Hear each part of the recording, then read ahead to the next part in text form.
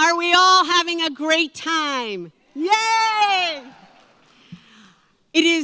My name is Jane Plitt, and I am president of the Library Foundation, and therefore I have the distinct honor to warmly welcome all of you to this exciting event. We're here to celebrate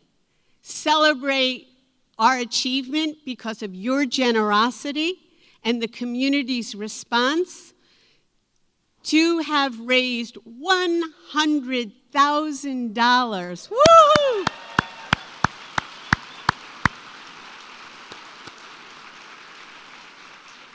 Amazing.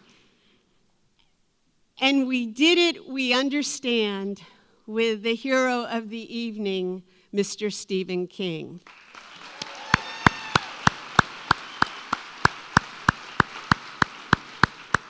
And you know the story. He actually read a real letter, and he actually agreed to come. He has donated not only his time, but also these incredible, rare, signed Stephen King books that you too can own as a memory of and to support Mr. King, but also to support the Library Foundation. So I encourage you at the end of this program to grab a couple of more raffle tickets, and also to, at the end of the program, buy some of Mr. King's current pre-signed books, Revival, so that you will make him happy and the Library Foundation happy.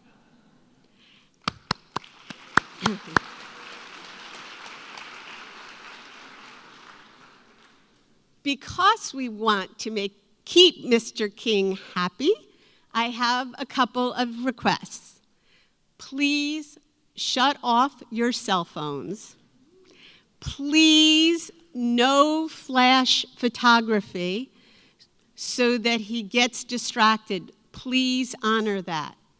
And please, no recordings of this event. We are very fortunate that METV is here recording the experience so that the entire community can view and share this exciting event with Mr. King. Although Mr. King is the hero, there is no doubt that once he agreed, we still face the nitty-gritty challenge of raising the needed money. Northern Trust stepped up as the presenting sponsor, and they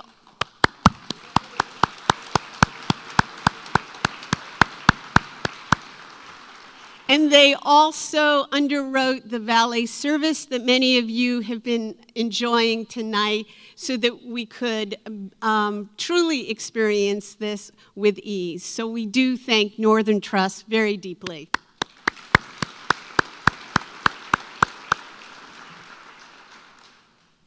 There are also other people from this community and organizations who step forward.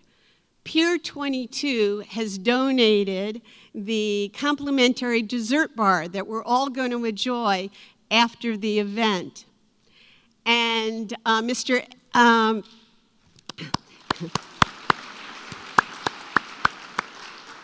And many of you heard Mr. Eddie Tobin, who donated his skill as a pianist to entertain us. So thank you, Mr. Tobin. And you saw, all of you who are here because you are generous sponsors. So we do thank the entire group. Hooray for all of you. I need to, however, highlight a few extraordinary people who have made this possible.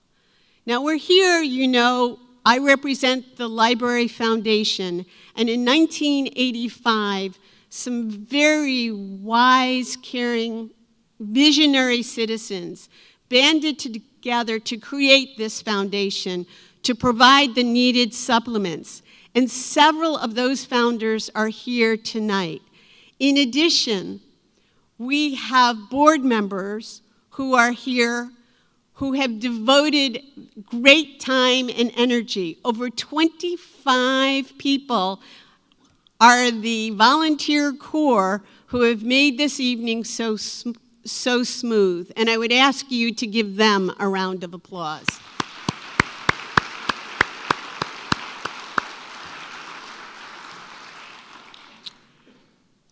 And then there was, we needed a sponsor to kick off, to launch this event. I had heard that there was a couple who were very caring about the community. So I wrote them an email out of the blue. And I said, we really could use the kickoff dollars in order to mobilize this community. And Anne and Eugene Beckstein stepped forward. They never met me, and they basically said, the check is in the mail.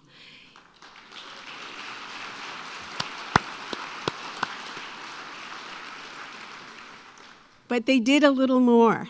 I went back to them and said, you know, it's really important that we have students at this event. This is a fundraising, and there will be people who could afford it, but we need to inspire students. And they said, the check is in the mail. So we have 10 students here because of the Beckstein.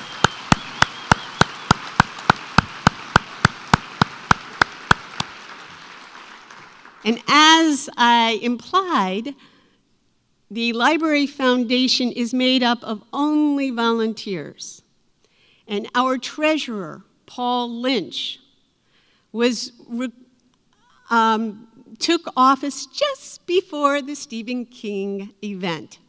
He didn't know that he was giving up his dining room table, all of his free time, when we were trying to cope with the frenzy of incredible response from all of you. So Paul deserves a round of applause.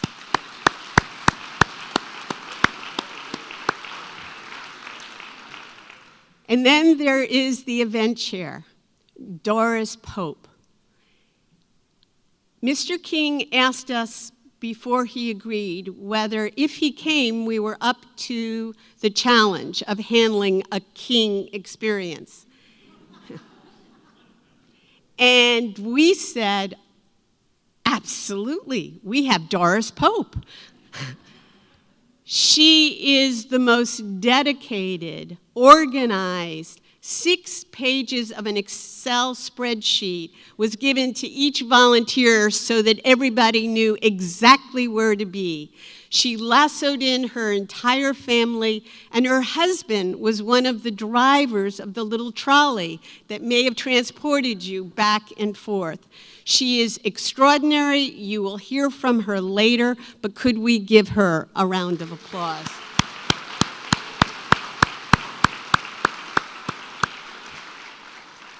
And then, if you're going to have an event like this, you need honorary chairs.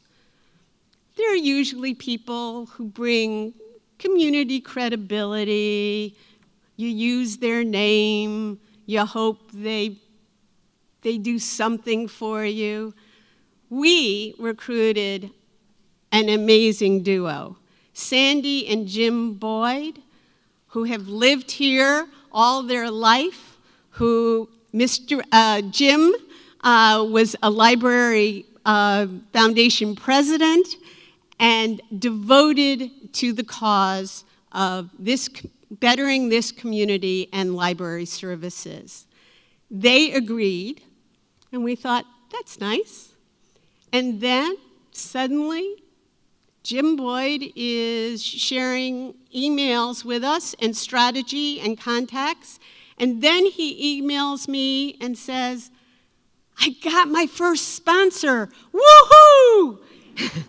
And we knew that we were totally golden.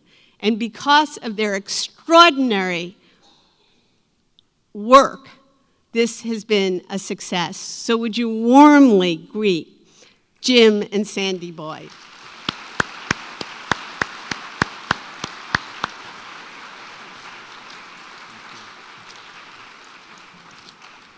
Thank you very much. The best thing I could do is just sit up, or shut up and sit down. But briefly, thank you.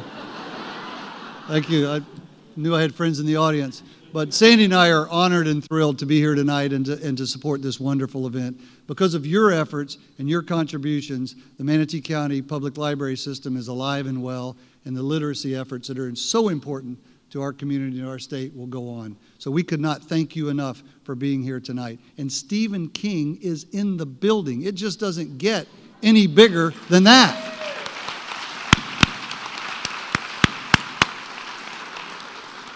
And Jane has thanked many that have been responsible for tonight, but I'd like to tell you, Jane Plitt is an amazing, amazing president. We've been involved in a variety of things over the years, and I have never, honestly, ever been involved in an organization and with a group that is so committed, so dedicated, and so energetic as Jane and her team. So this would not have been possible tonight without Jane's tireless efforts, her dedication, and her attention to detail, and actually getting Stephen King here tonight. So Jane, thank you. All hats off to you. But as Jane said, and I'll be quiet or we'll be quiet, you want to hear Stephen King, and so do I. But this would not be possible tonight without Northern Trust. Northern Trust stepped up right away to be the presenting sponsor, and because of them, and then the rest of you, we're here tonight. So tonight it's my pleasure to introduce Stephanie Goforth, who's the West Florida president for Northern Trust. You know, Northern Trust is a financial powerhouse in our community. Stephanie has from the Tampa Bay area down through Naples and runs the wealth management division as well as the rest of Northern Trust. So her commitment to charities and to organizations like this has been unwavering through her years. She's a tireless advocate for good in our community, and it's our pleasure tonight to welcome Stephanie, who will then introduce the guest of honor, Stephen King. Stephanie, please.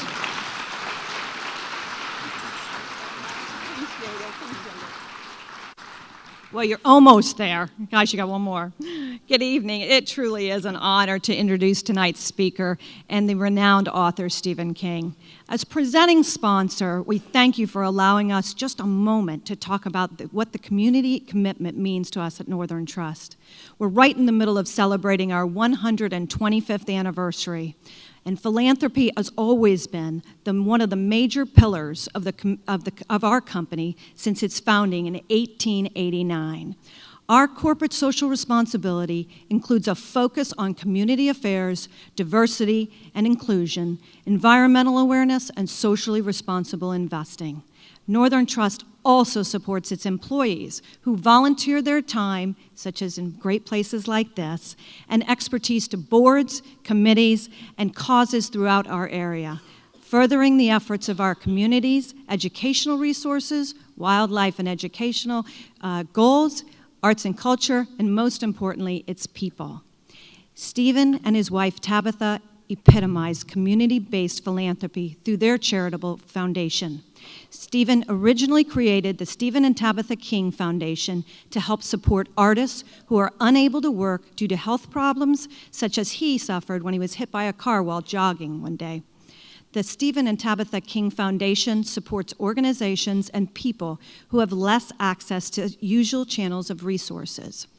Main areas of focus are poverty, health and human rights, and of course, libraries.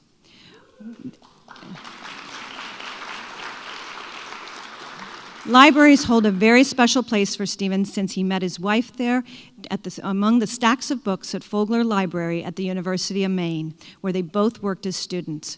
We are grateful for his support tonight and want to thank him for donating his time to this very special occasion surrounding this treasure of a community resource that we have here at the Manatee County Library. Please join me in welcoming Stephen King.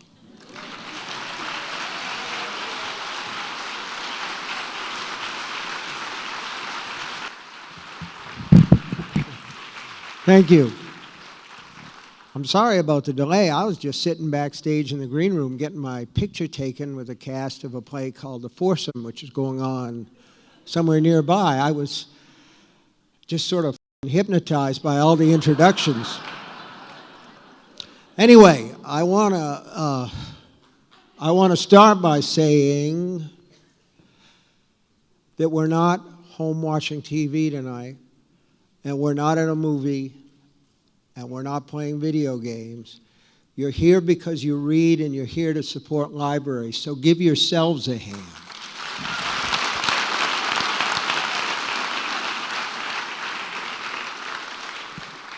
You can even give each other high fives if you want to, but you don't have to. There you go. That's what I'm talking about, is what I'm saying. So I should start off by saying that I'll probably tell some stories that some of you have heard before. And one of the things, I do a benefit like this, I don't take an honorarium because if somebody comes up to me and says, afterwards and says, man, you really sucked tonight, I can say, yes, but I sucked for free.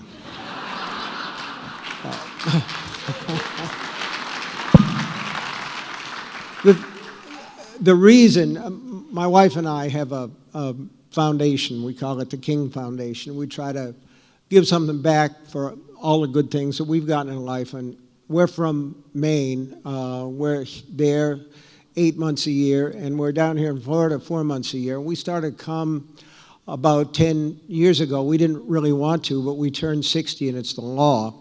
So, you know, Florida, home of the newlywed and the nearly dead. So, what the hell was I talking about? Oh, we're from Maine, we have this foundation, and a lot of the things that we support are libraries because my wife is a novelist, I'm a novelist, my two sons are novelists, and my daughter is a Unitarian Universalist life minister, and that makes her sort of a fiction writer in my view. But this will get back to her, and I'll take so much for having said that. But in any case, my wife and I grew up in Maine. Neither one of us came from large families. And we just certainly didn't have any money. And the libraries was a lifeline for my wife, who lived in a little town called Old Town. And I lived way out in the country. I lived way out in the sticks. There was no library at all. And I was hungry for books. I was a 10 or 11-year-old kid, and I was hungry for books. And once every month in the summer, this wonderful big green truck came to my little town and parked on the dirt road outside the one-room school where I went to school until I was in the 8th grade. And that was called the Bookmobile. And when you went inside, it was like being inside a library, and it brought brand new books, best-selling books, to people who would otherwise have no access to them at all. And that's where I discovered Ed McBain, Evan Hunter, John D. McDonald, Sarasota resident there, and a lot of other people. So that was a lifeline for me. So in a way, what this is for me is paying dues. It's just one of the things that you do to get back square, so that at the end of it all, when you face the big fella up there, you can say, well, I did do something. You know, so anyway, that's one of the things. But I just, in November, I was on tour for a new book called Revival. which I signed a bunch of copies that are going to be passed out tonight, and I ought to say that they make wonderful presents if you should want to buy another one and give one away.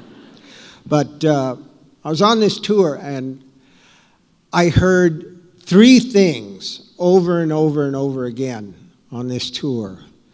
People would come up to me and say, "You're a lot bigger than I thought you were." And I would say, "Well, those book covers are only about that big, so yes, I am a little bit bigger." But the other thing that I would hear, and I did really, dozens and dozens of times from people, they would say, "Oh boy, now I can scratch this one off my bucket list." Bucket list. That's a really creepy fucking thing to say. And I mean, the only thing that's on mine is not kicking it tonight, you know? Otherwise, I mean, but really, think about it. You could say, my bucket list, I want to see the Grand Canyon. I want to do, you know, the Virgin thing where you go around the world in a spacecraft or something like that. But to see Stephen King at a signing on your bucket list. And the other thing that I would hear, and if I'm lying, I'm dying. Of course, we all are all the time, but that's another thing. People would come up and say, "You scare the hell out of me." And then, no, wait. They would say, "You scare the hell out of me. Can I have a hug?" And I listened to that, and I realized that at some point in my career, I became America's most loved boogeyman. And you've got to admit, that's a pretty weird job to have. I mean, that's a one of a kind, but Alfred Hitchcock died, and Boris Karloff died, Rod Serling died, and that left me. So was it. And I've become sort of like the girl who lives across the tracks in the trailer park. I've gotten a reputation, you know. It's this scary guy. Now, down here, we live in the Sarasota area, and I'm allowed to shop in midweek at Publix for things that aren't important. My wife does the actual shopping. But if she needs something that's not too difficult for a guy to go buy, she sends me to Publix to buy stuff. So we needed a spatula and we needed some orange juice, and she felt that I could handle that. So this was 2 years ago. She sent me to Publix, and I've told this story quite a few times, and I'm sure some of you have heard it, but screw it, I'm going to tell it again. Because my wife likes to say, with Steve, a story never loses its savor.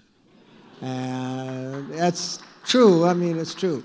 So I'm in Publix, and I'm there to get orange juice and a spatula, and I come up the aisle where they have the housewares. I call it the aisle because it's got all this useful shit that at some point you want, spatulas and drainers and these gadgets that you don't even know what they're for, but you want to buy them. You want to buy them. And this woman comes around the far end of the aisle, and she was a Florida special, a snowbird, you know, just tanned to the color of leather and, you know, 80, 85 years old, the perfect white hair and everything. And she looked at me, and she looked away, and then she did a double take, and she said, "I know you. You're Stephen King. You write those scary things. And that's all right for some people. Some people like those scary things. I don't understand why. I don't like those scary things." She said, "I like uplifting things like that Shawshank Redemption."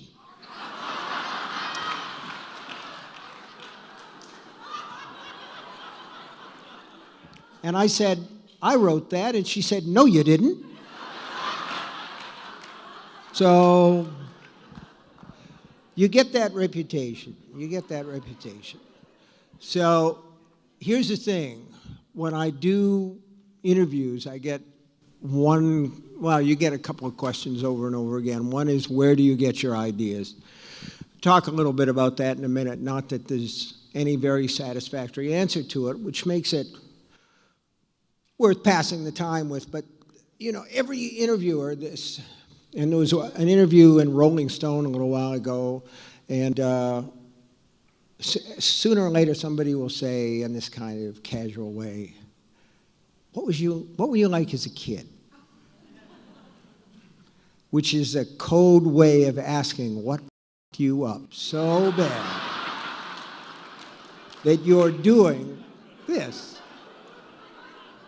See, you can't get away from it. I mean, it's the psychological approach. It's the Dr. Hannibal Lecter approach to journalism. Because really, I had a very ordinary childhood. I had a very pleasant, ordinary childhood. But of course, I would say that. Anyway. No, I did. My brother and I were raised by a single parent. Our mom, we were latchkey kids before there were latchkey kids. And we grew up out in the country, and we had the usual friends. And my brother and I were both readers. And at some point along the way, I decided that I wanted to be a writer. So I started to type up stories on an old typewriter that I had, and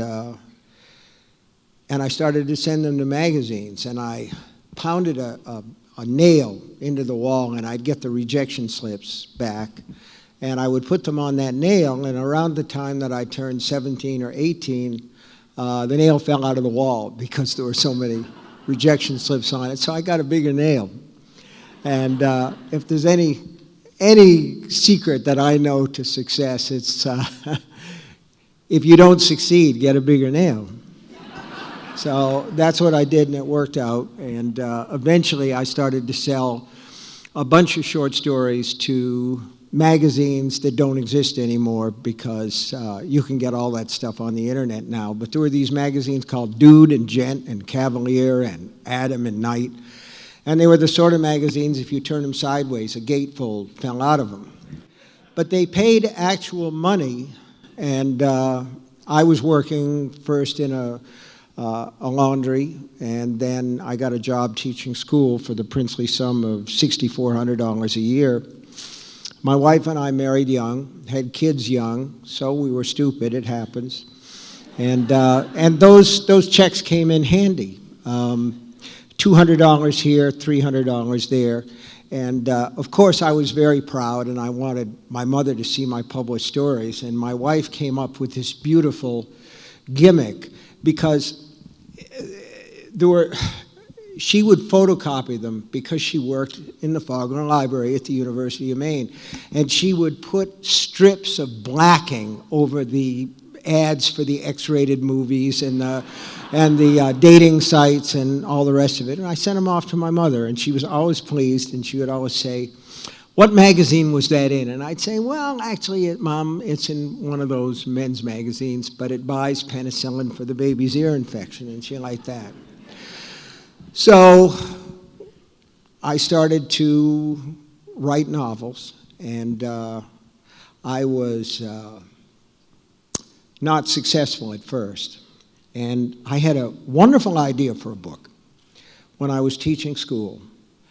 And it was February vacation. I had 1 week, and I wrote this novel in 1 week, because 1 week was what I had. And I decided that I would call it The Running Man. And I sent it off to a science fiction publisher who did paperback originals, and actually got back a note that said, "There is no market for dystopian fantasies." And I thought about that a couple of years ago when The Hunger Games and all these other books came up, and I thought, bullshit, there's no market for dystopian fantasies. I was ahead of my time with that. So it was eventually published under the name Richard Bachman, along with some other books. So it all worked out eventually, and I did sell my first novel, Carrie, and the advance was $2,500, which came in very handy because we had a very old car, my wife and I, and we were able to trade it for a Ford Pinto, and later found out that they explode. But it was a new car, so what the heck? And that's the life that I expected. This is what I'm getting at. That was the life I expected. I expected to be a writer. I wanted to make enough money to support my family and be able to do it full time. So that would have been enough for me. And at some point, this thing happened, this best loved American boogeyman thing or whatever happened. And writers are supposed to be secret agents. That's what we're supposed to do. We're supposed to go into situations, look, see, go back and write. And at some point in the 80s, people began to recognize me. I think because I'd done some cameos in movies, and then my agent talked me into doing an American Express ad where I stood in a drafty castle in a tuxedo with a stuffed bird on my arm. Stupidest I ever did. But in any case, people started to recognize me, and I would be walking down the street and somebody would say, "Hey, wait a minute, do I know you?" And I'd say, "Well, I don't know." Guy'd say, "I do, you're Steven Spielberg." And I'd say, "That's right, you know. Yeah, I'm 5.5 feet tall, a Jewish filmmaker from California, just bopping around here somewhere on the East Coast." But I used to, they sent me on a book tour for the first time, Doubleday did. I'd written a novel called The Shining, and they said, "You're going to go do 8 cities in 7 days." And I said, okay. And at that time, the things changed a lot now, but in those days, the idea was that you went, you did as much TV as you could. There was always an AM show and a PM show and the news, and there was some kind of a press dinner, but this was back when newspapers actually had some money, you know. So I'm in Pittsburgh, and I do the whole thing. I was there with Jerzy Kosinski and Kitty Kiley, who wrote the books about Sinatra and all that. Great people, and we're like road warriors there. So I did AM Pittsburgh, and I did a bunch of press, and the last thing was the press dinner. And it was up on a hill in Pittsburgh, and, you know, we went and we ate. And this part of the story, I have to be careful. I don't really want to, well, what the hell, I guess I do want to offend people, or I wouldn't be doing what I'm doing. Let's put it this way. I got sick, and everything fell out one end or the other. And there was no easy way down from this restaurant because you got up there on a cog railway. So it was a fancy restaurant, and it was the last city of the tour, and I was homesick from my wife and my children, and I was feeling pretty darn sorry for myself, and I had to run for the restroom again, and this restroom was as fancy as the rest of the restaurant. It was like Babylonian. It was like marble on the floor, and, you know, there was an attendant. He was this man who was about 800 years old, a little white coat and everything. The only thing it didn't have was any doors on the stalls. But I was beyond caring about such things. You know, I would go in there, and it was the low point, let's put it that way, in many ways. You know, when your pants are around your ankles, it's always a low point. But it got worse because the 800-year-old washroom attendant is walking toward me as I sit there with my pants around my ankles, and he said, "You're Stephen King. I saw you on AM Pittsburgh. Can I have your autograph?"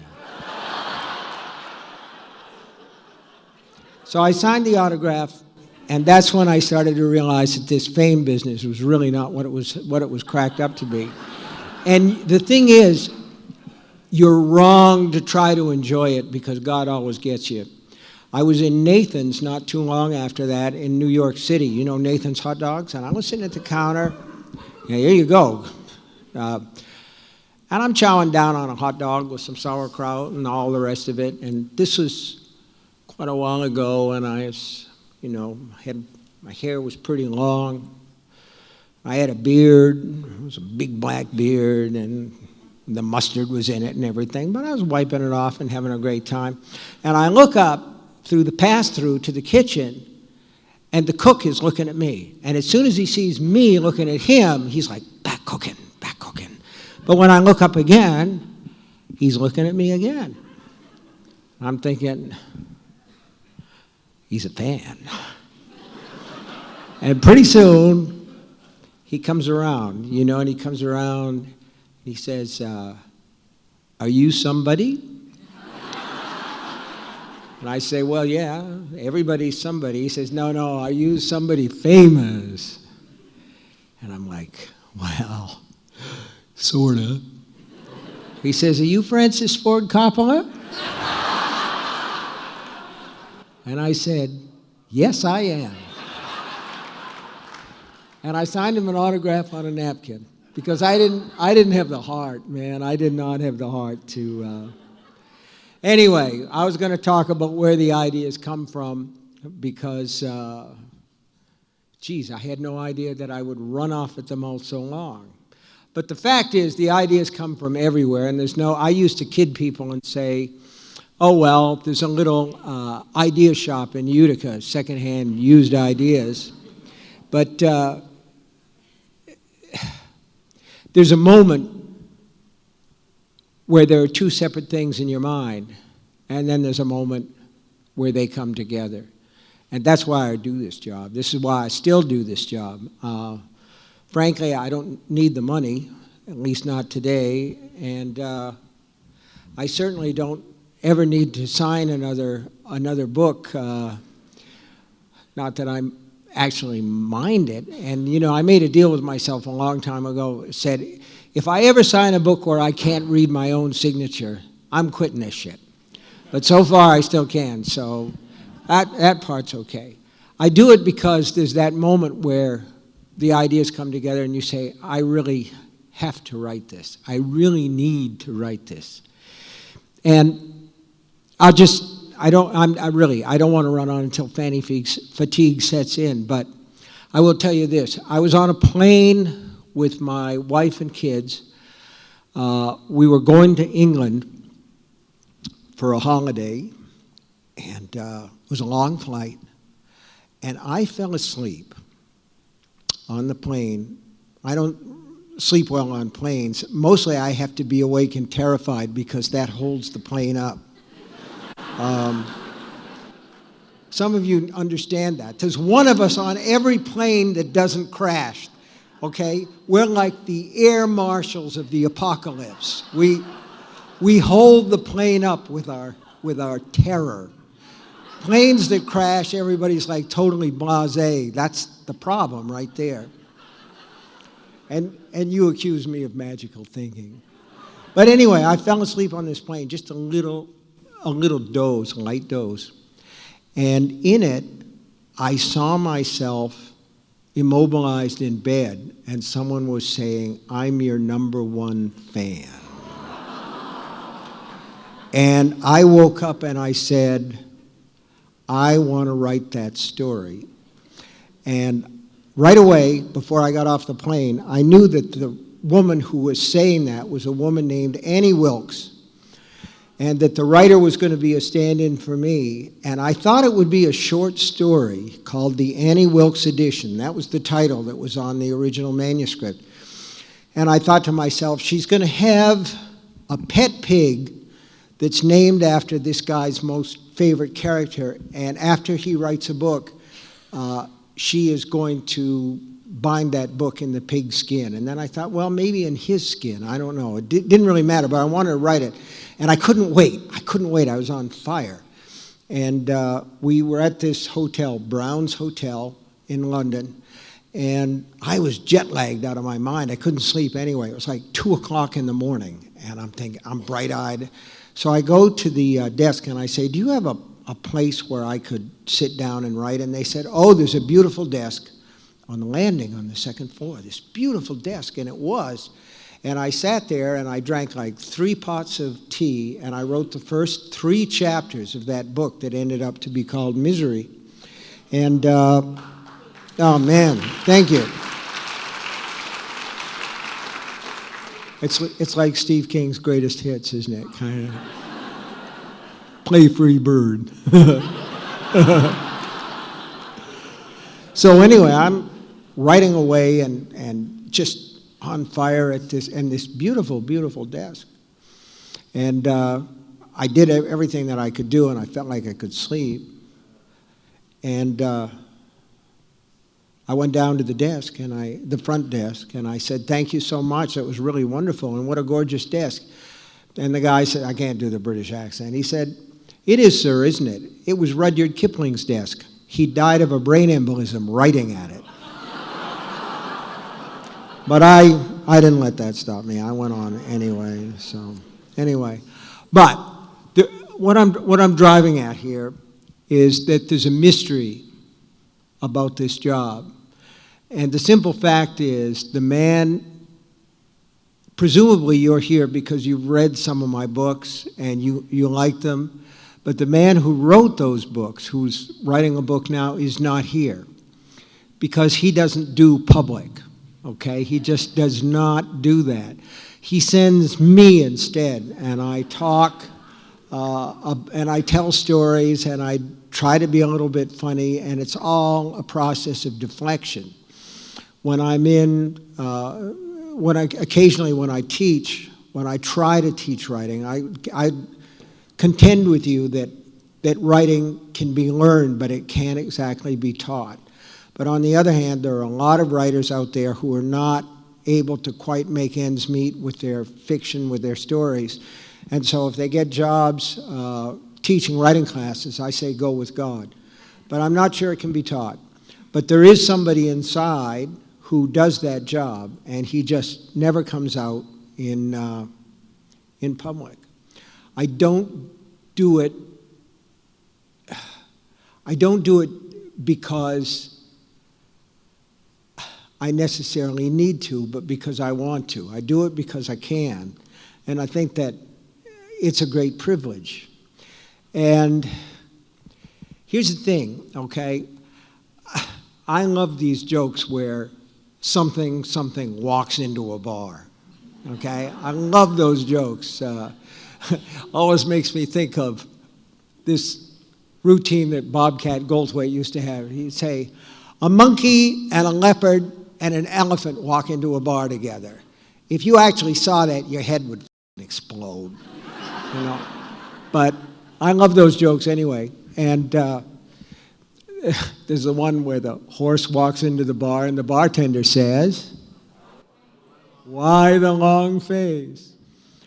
But I was telling this particular joke because it kind of summarizes the whole sort of mysterious act of writing stories.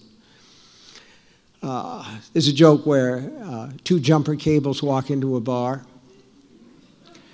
and if you're a reader, you want the punchline. If you're a writer, you say to yourself, "Holy shit, how does a jumper cable do that? I got to think about that and then maybe write it up." So to me, that's the difference. 2 jumper cables walk into a bar, and the bartender says, "Well, all right, I'll serve you, but don't start anything."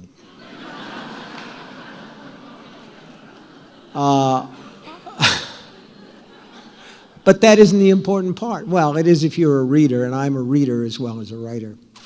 But what I really want to think about are those feet. And so far, nothing has come up. And sometimes it doesn't work. Sometimes that doesn't happen. I told this before, too. I had a wonderful idea back in the 70s. I think I keep telling this story because I don't want to let this go. I had the idea for this story called The Ladies' Room. And it was going to be set in an airport. And this guy and this woman are hurrying to catch their flight. They're going to someplace romantic like Cancun. And the woman says, "Just a minute, honey, I got to use the ladies' room." And so she goes in the ladies' room, and he's waiting outside. And another guy comes up with his wife, and she goes in to use the ladies' room, and the guys are standing out there the way guys do in a situation like that. You know, you're just kind of waiting for the lady to finish tinkling, you know, so that you can go do it. So pretty soon this guy comes along with his daughter, and she says, "Daddy, I got to use the ladies' room." And she goes in, and none of them come out.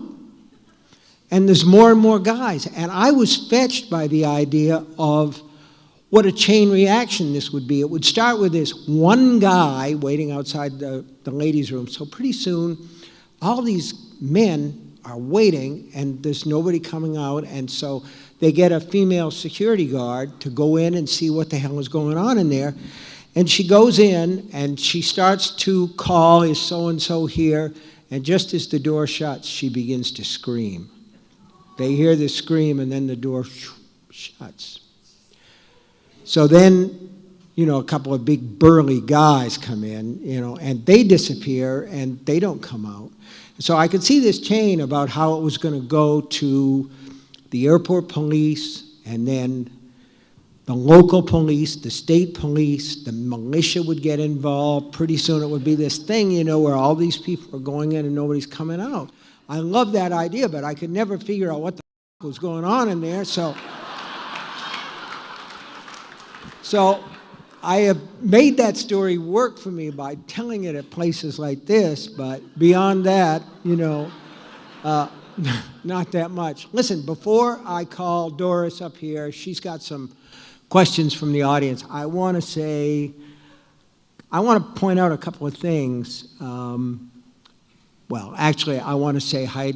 Charles Schlatter, where are you? Are you here? Where are you, man? He wrote a great story. The reason he's in the front row here is the guy wrote a great story. 250 words, and it's pretty much all there. The only one I can think of shorter that might be a little bit better was by Ernest Hemingway. He and a bunch of his friends had a writing contest to see who could write the shortest short story, and Hemingway's was "A sign in a thrift shop window, baby shoes, only used once." But not a bad story right there. I mean, it's sort of like the whole thing. The other thing is I wanted to, you know, kind of give a shout out to all those kids that are here who had the ideas for the Library of the Future and innovations and all that. It's terrific stuff. I saw some of those. It's a great thing. And one last thing before I let you go, and that is, it's a public service announcement, really. So, Allstate says that, you know, we're all having fun here together, you know, because the lights are on and stuff, and we're in a crowd. We're safe. But Allstate says that 1 in 50 people who come to public events forgets to lock their car.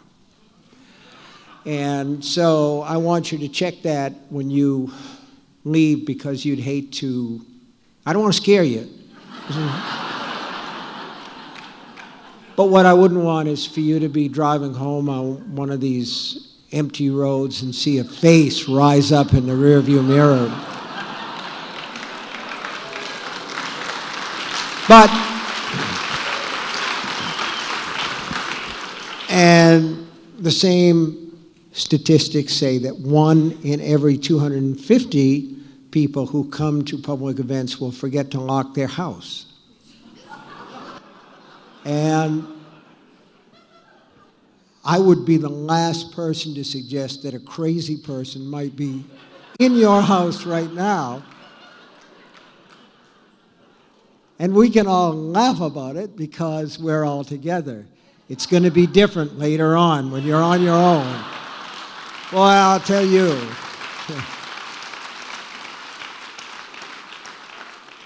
And you know where they go?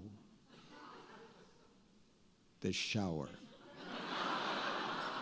So if you get back, the first thing you're going to want to do is go to the bathroom, and hopefully you'll be one of those people that has sort of a transparent or semi-transparent shower curtain. But if you don't, Now, this is not to worry you or scare you or anything like that. And I'm sure that there's nobody in there, but it happens, man. So be careful. Let's see if you have any questions. Doris, do you want to come up here? Thank you. Thank you. Fantastic.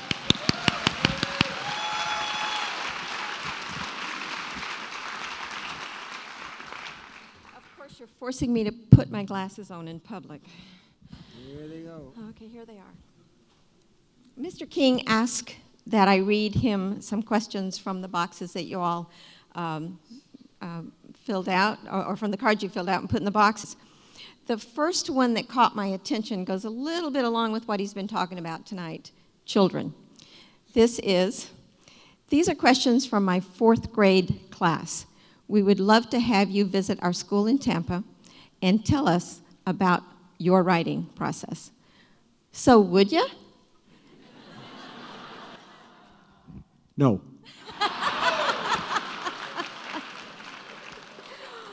Okay, so how do I follow that? Well, I'm going to read you some of the questions, and you can decide how you're going to answer them, okay? Okay, this is from Corsica. But make sure your final answer is in the form of a question. What made you become an author? I'm sorry? What made you become an author? And I'll read all 3 of them, okay? What is your favorite book you have wrote? And who is your favorite author? Well, what made me become a writer is just, I always wanted to be one. I mean, I think it comes with the original equipment. I think there's something inside. It's like, I reviewed a book for the New York Times a few months ago about Jerry Lee Lewis, the great rock and roll pianist. And he said that when he was 4 years old, he went to his aunt's house and he saw a piano. He said, I didn't even know what it was, but I knew I had to get at it. And that's sort of the way that I felt. Of my books, I think in some ways my favorite is either It or 11/22/63.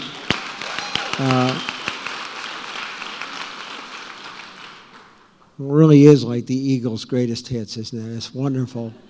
And the other question was, don't tell me. Oh, my favorite. Who's your favorite? My favorite authors. Well, I love that book, Gone Girl, by Gillian Flynn. I thought that was a very clever piece of work, and I loved it. I think my favorite book of all time is The Lord of the Flies by William Golding.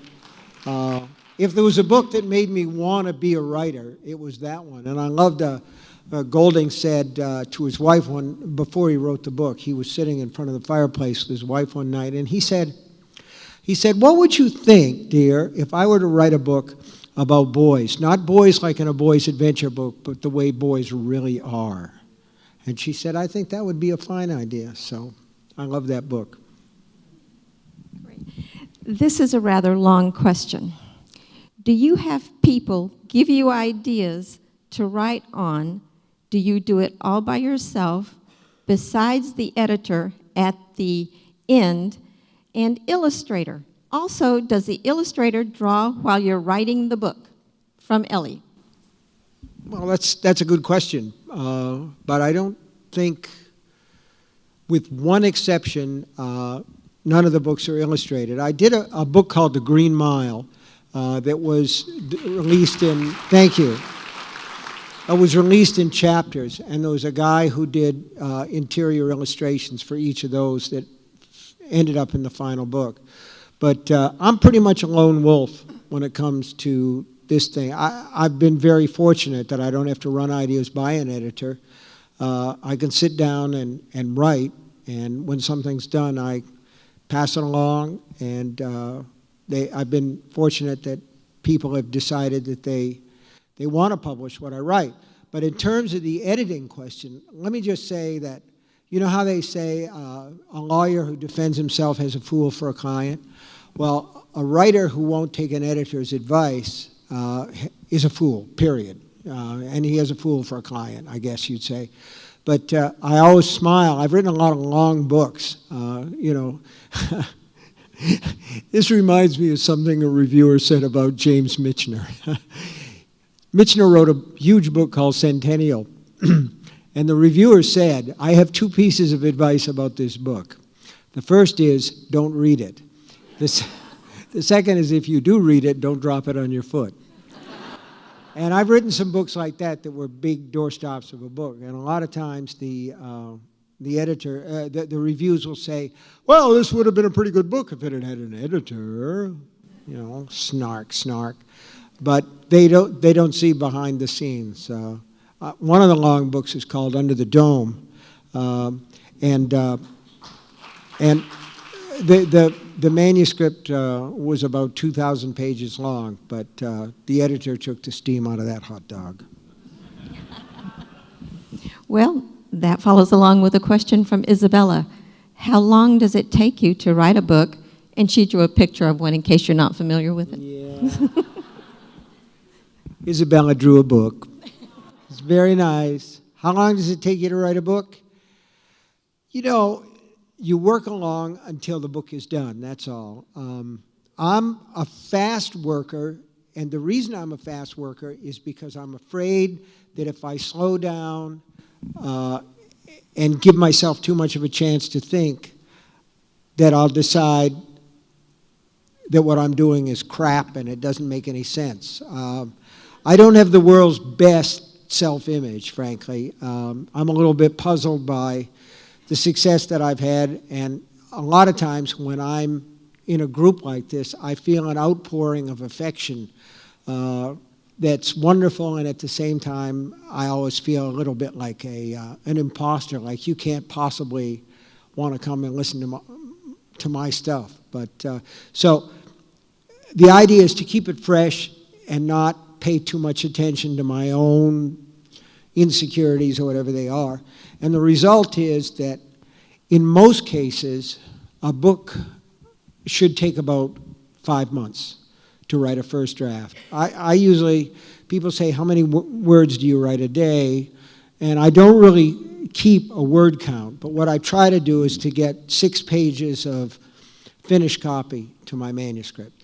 Because I always say to myself, if I get 6 pages a day, I'll have 600 pages in 100 days. 100 days, only a little more than 3 months.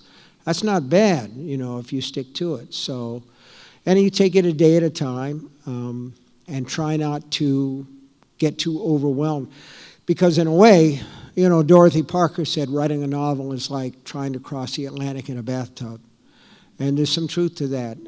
It's a little bit daunting if you think about it too much. So I'm going to say the average for first draft would be about 5 months, but then you have to write it again because the first draft is all about the story, and then at some point you say to yourself, here, I spent this time writing this. Why did I bother? What was really on my mind? And if you read a manuscript over with that in the forefront of your mind, you see certain elements that are, recurring again and again. You see patterns and you try to enhance those and make them a little bit clearer. So you come out with something that vaguely resembles a theme. Then it goes to an editor. So the whole process probably takes a year and a half. And by the time you're done, it's a little bit like you ate pot roast 9 days in a row. This is a local question. Have you ever swam with the manatees at Nokomis Beach? No. But I've seen manatees, and then I was going to make a Henny Youngman joke, but I'm not going to do it. Thank you for all my sleepless nights. Please tell me if you plan to see Roland again. Yes. Talking about Roland from the Dark Tower, and all I can say is the Dark Tower never really leaves. It's kind of the binding force of a lot of these stories, and There's a book coming out in the fall of this year. It's a big collection of stories called The Bazaar of Bad Dreams. And there's a story in there that's called U-R. And it's a revision of a story that was published in a limited as a Kindle ebook a couple of years ago, but that's a real balls to the wall Dark Tower story. So Roland is still there, I guess. That will make a lot of people here tonight very happy. This is the last question, and I think it's very, very appropriate. What scares Stephen King? That's sort of like asking who cuts the barber's hair, isn't it? No, actually, there are a lot of things that that scare me. There are, the idea that somebody might be in the back of my car when I go home. And by the way, those statistics that I told you about are total. But the idea of all fiction is to try to make the thing seem as realistic as possible. I think that, talking in front of large groups of people, that's kind of a terrifying thing. I got to tell you something that happened the other day. I really do. I have to tell you this. Because it scared me, okay? My wife and I have a brand new puppy. We have a little corgi puppy named Molly. She's 3 months old, and she gets up like before God in the morning. And so we're trying to toilet train Molly, and I think it was Saturday, and it was early, the sun wasn't up. Well, how could it be? It was like 4 o'clock in the morning. And the wind was blowing like hell, and I take Molly out into the driveway, and there's a brick wall that runs, a concrete wall that runs along the side of the driveway.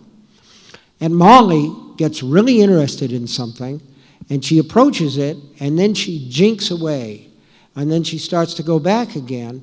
And I look, I had a flashlight, but the batteries were all weak. It was just this little dim yellow glow. And at first I thought it was a piece of paper fluttering around, except that it was kept sort of coming toward her, and she would jink away from it. And so I bent a little closer, and holy God, I thought it was a spider as big as my hand, this pale spider. And I'm like, I got to get the dog away from it. It might be poison, but there was a sort of an atavistic moment there where I didn't care about the dog or anything. It's just that, all at once your testicles try to crawl back into your body. The hair stands up on the back of your neck, everything. It's this total atavistic reaction to the idea that you're looking at a spider, the biggest spider you ever saw that wasn't in National Geographic magazine. And so then I noticed something about the movement, and I looked a little closer. It was a crab. It was a crab. So what scares Stephen King? Crabs at 4 o'clock in the morning. Thank you all so much.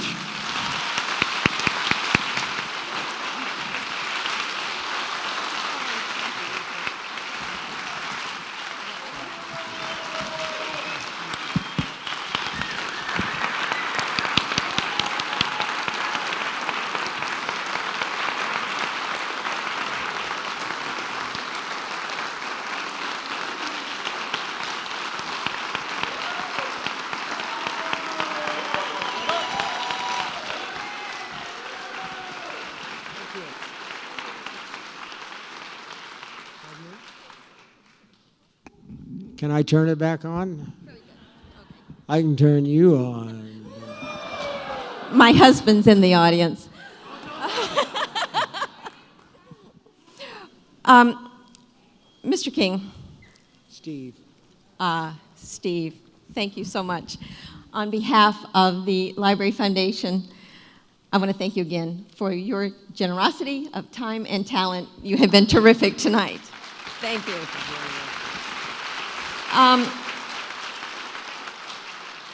To show our appreciation for Mr. King's support, we have some gifts that we would like to give him.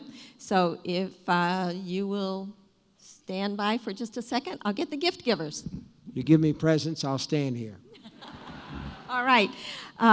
Presenting these gifts, we want to welcome back to the stage Representative Jim Boyd, Honorary Chair of this event, and Sherry Corrier, County Director of Neighborhood Services, which includes all of our libraries.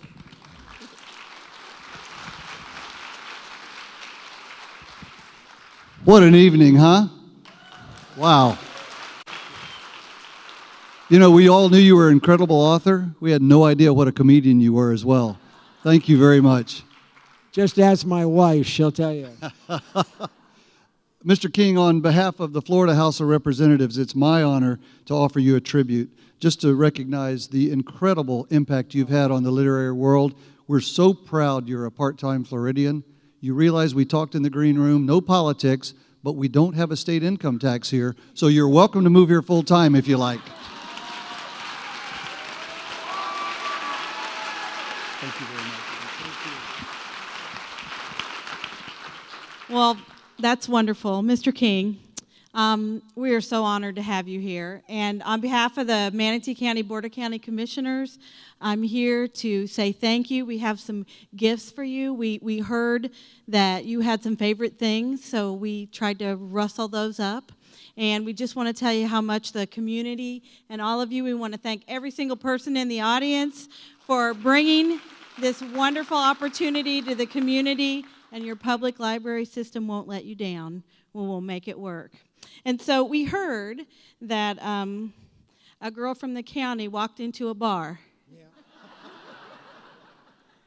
And she found some Rays and Boston Red Sox tickets because she heard that those were your favorite. And Northern Trust, our wonderful sponsor again, donated these tickets for the Tampa Bay Stadium. Also, she found in there tickets for the Pittsburgh Pirates, donated by the Pirates to see the Red Sox game.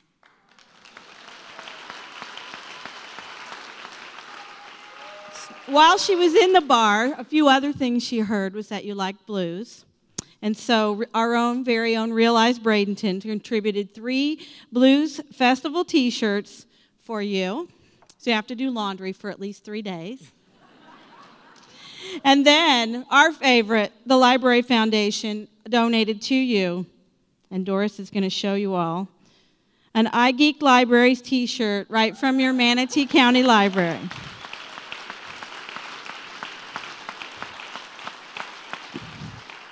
And lastly, while this young lady was in the bar, she heard from a guy that your favorite author was John MacDonald. And so in this basket is a biography signed by John MacDonald, and we can't thank you enough.